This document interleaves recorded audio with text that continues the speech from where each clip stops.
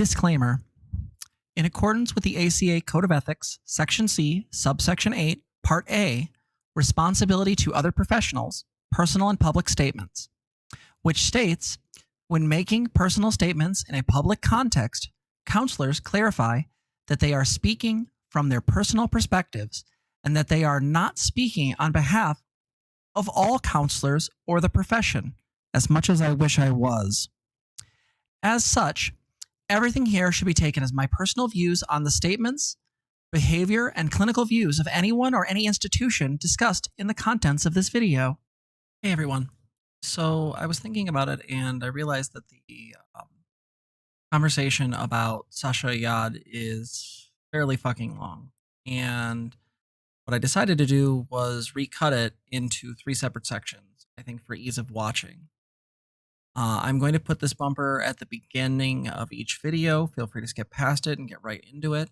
But I feel like this way, in case you want to share this and someone doesn't have the hour and a half, they can at least start the process. So thank you so much and enjoy.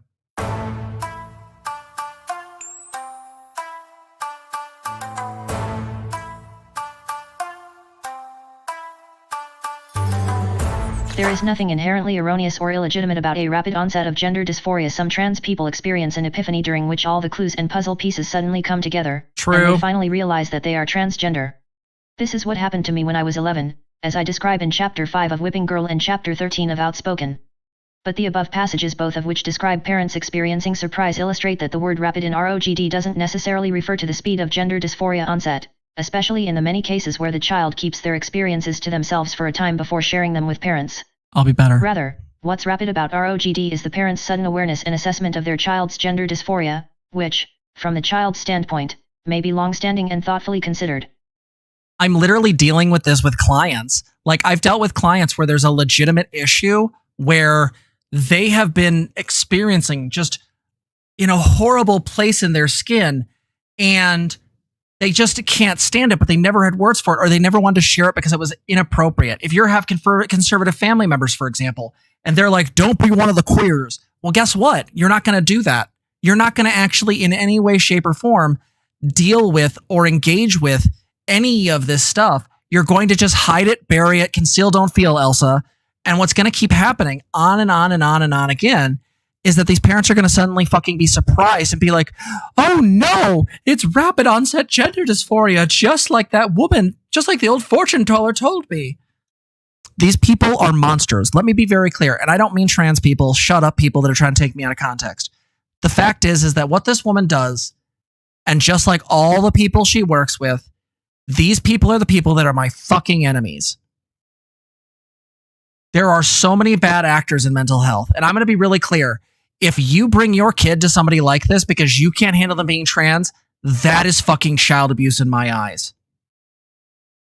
Also, if you are a parent and you are genuinely concerned about your kid's transition, come and bring them to someone like me.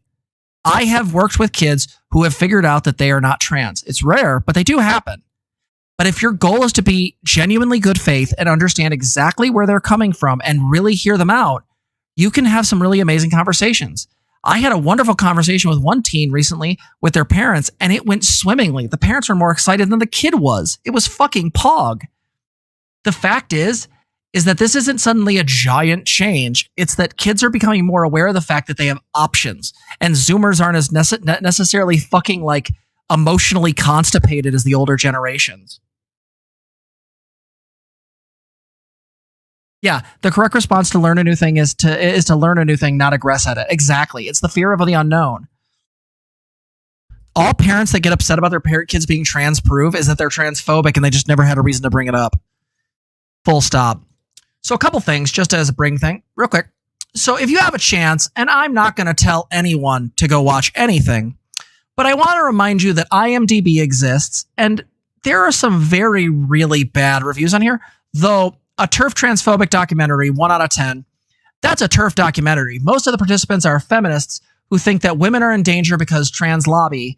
Most of them think that gender dysphoria is an epidemic. That's problematic. I think there may be something interesting, but they have to talk about it in another way about detransition experiences. The result is a TERF documentary. It is not okay for me. Agreed. Super agreed. So if you happen to have an IMDb account and you watch this, I think you should give a fair recommendation, fair rating, right? That's what the system's there for. Give it a fair rating. Tell people really clear, like what's going to happen is you look at this and you realize, oh, okay, I have power. I have to say something. I think that's a good idea. So in addition, list of fallacies, covered what this is. So what are my ethical concerns here? You know me, folks. I like to keep it real. So in the ACA Code of Ethics from 2014, there are 3 ethical concerns I will bring up. There are more, but these are the ones I feel the strongest about. They are Section C, Subsection 7, Part A, scientific basis for treatment. When providing services, counselors use techniques, procedures, modalities that are grounded in theory and or have an empirical or scientific foundation. Section C, Subsection 7, Part B, development and innovation. When counselors use developing or innovative techniques, procedures, and modalities, they explain the potential risks, benefits, and ethical considerations of using such techniques, procedures, and modalities. Counselors work to minimize potential risks or harms when using these techniques, procedures, or modalities. And finally, Section C, Subsection 7, Part C. Counselors do not use techniques, procedures, and modalities when substantial evidence suggests harm, even if such services are requested. So, let's explain. Subsection 7, Part A is an issue of this. All the data points to the fact that there is demonstrable good in helping kids be who they are. And the fact of the matter is again, hormone blockers, while yes, there is some questions around bone density, they seem to be very rare and a very low side effect. Can we remind ourselves that we put kids on fucking Ritalin for school? We literally give them speed. Like, trust me, I know, I'm on it. The fact is that like, we give kids drugs all the time, including antipsychotics that have long-term effects. And you're bitching about potential bone density issues for demonstrable effects of dysphoria that can lead to and up to including TW suicide? Are you fucking joking me? Where was all the concern champing at earlier? No. These people are not based in science. I'm not going to go through everything here. Maybe we'll do a research stream later, but you can see this. Literally, if you want a really good version of it, here's Florence Ashley's talk about rapid onset gender dysphoria.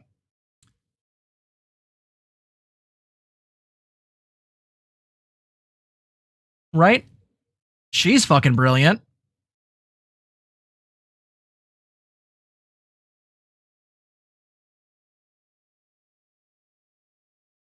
This URL.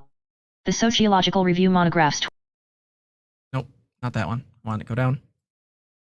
Oh, you're making me do it on the paper? You bastard.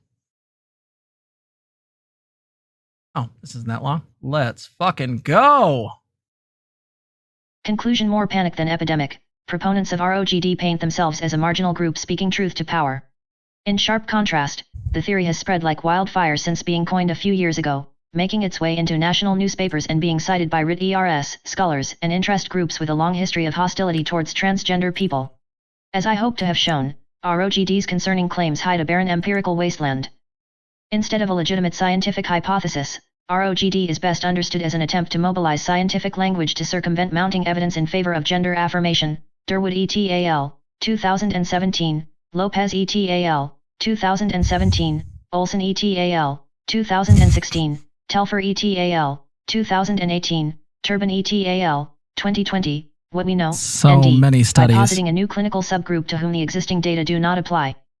Since gathering new data takes years, this discursive strategy can in turn be used to justify opposing gender affirmation and pressuring youth to identify with the gender they were assigned at birth, a practice akin to conversion therapy. Despite the facial neutrality of scientific language, the trans-antagonistic roots of ROGD are easily unearthed.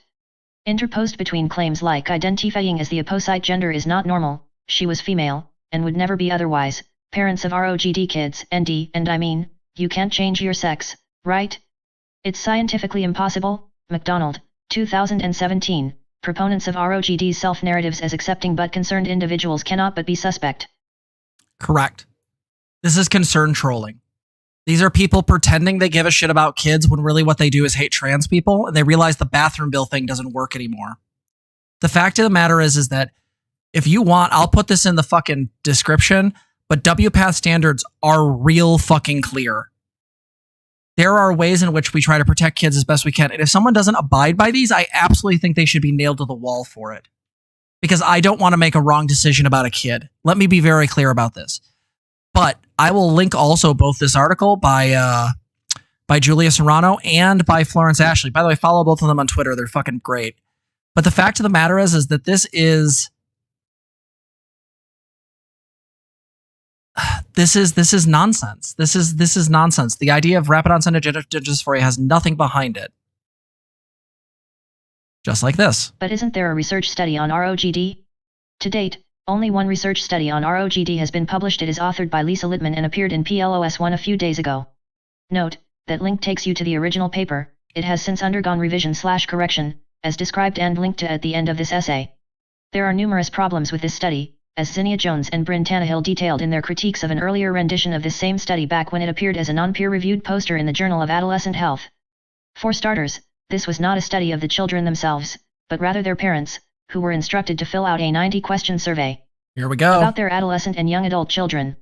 What's even more troubling is how this sample set of parents was selected. Recruitment information with a link to the survey was placed on 3 websites where parents and professionals had been observed to describe rapid onset of gender dysphoria, Fourth Wave Now, Transgender Trend, and Youth Transcritical Professionals.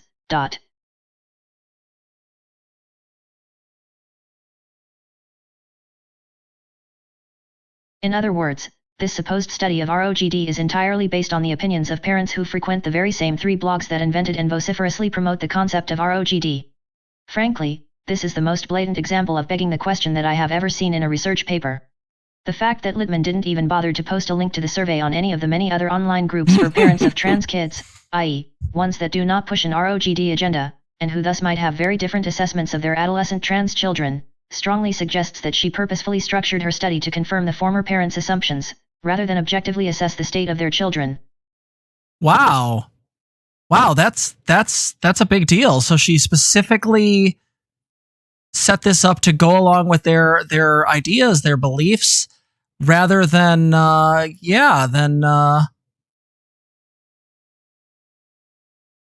gender a wider lens. Who's in this little thing? I wonder. I don't know. Let's see. Sasha and Stella answer questions. Let's see here. Let's go over to William Malone, Julia, Sasha Yad. Oh, hey, it's a friend from the podcast, also from Ireland. Hey, Patricia, you should say hi. No, Littman? Oh, I was hoping. Wait, real quick. So this woman that we've been talking about this whole time is touting research by a woman who basically made a piece of research based on nonsense about parents' already biases.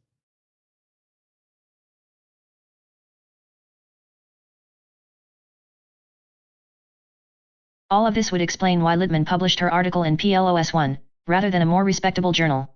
PLOS One's publishing philosophy is quite different from other research journals in that, as an online open access journal, they focus on quantity over quality.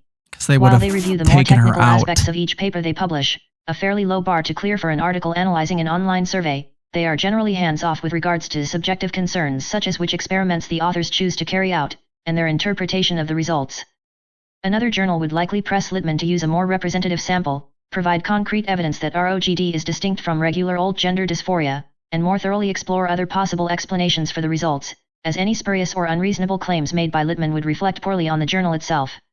PLOS One, on the other hand, is not concerned with such matters, as they believe that the importance and relevance of an article should be determined by the scientific community post-publication, via debates and citations.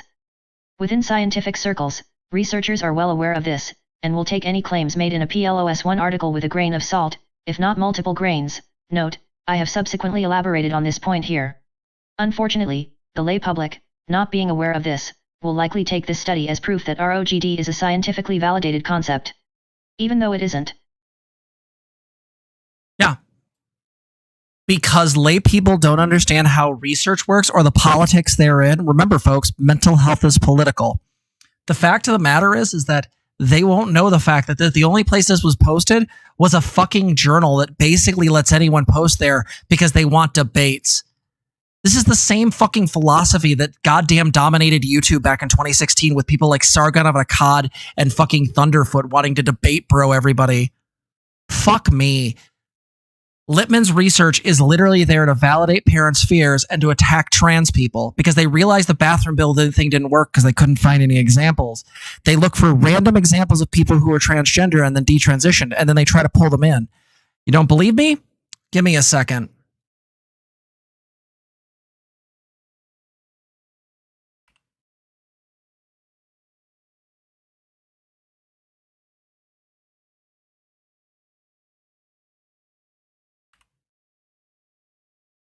Let's see, where did I put that?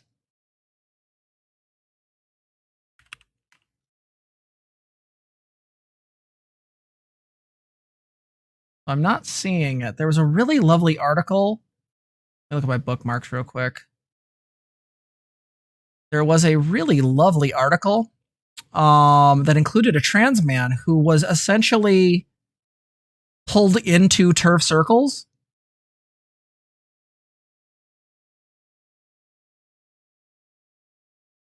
And yeah, no, they're a fucking cult.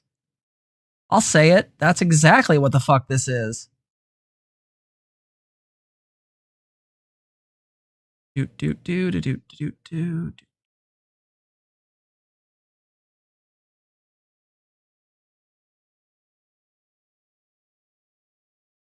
is not what I wanted to do. So let me make this abundantly fucking clear. The fact of the matter is that this woman is doing demonstrable harm. And I think that if anyone is working in her state or has taken their kids to her, I think it would be in their best interest to contact that state or that country or whatever their sense is for their licensure, because I believe that this should be discussed. To me, these people are a threat. They are a threat to trans people. They are a threat to ethics. They are a threat to genuinely the world being better. And they do it out of the sense of concern trolling. They have doubts. But the fact is their doubts don't come from research. They come from disgust. If you actually scratch beneath the surface of these people, the reality, the fact is that you come to the realization is it's not that they really are that concerned. It's that they want every excuse humanly possible to hate trans people. And if they can stop kids from transitioning, they know that they hurt us, because the reality, the fact is kids that don't transition are more likely to not transition later in life because they're going to stuff that shit, or at least maybe transition later. Or they might just commit suicide, and transphobes fucking love that. My point with all this is very simple. This is decided science. The plurality of data shows that gender-affirming care, hormone blockers, and the like are not only safe, but necessary. And I think that this has been covered fairly decent here. I'm going to put all of these links in the description.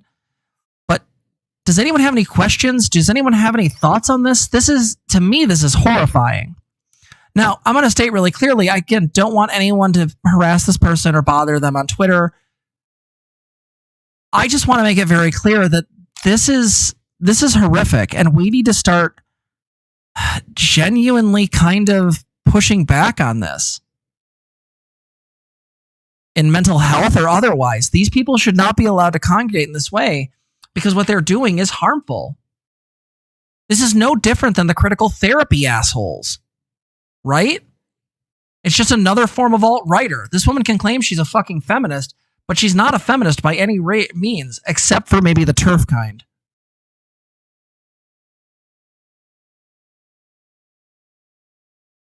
Yeah, I'm not finding that link. If I find it, I'll put it in there. But it's actually the story of somebody going through that process, and it's freaking horrifying. I think I posted it in one of my other servers. So, Zena, if you could find that, that would be rad. Could you look for the that article about the trans man who was formerly part of the TERF movement that was convinced not to transition for a good part of their life? It should be in the other server, in the political one. You might have to scroll up for a minute. I wonder how parents of trans people react when their child commits suicide. Like, really? Yeah, no, I honestly, it's surprise Pikachu face, Christian. It's literally surprise Pikachu face.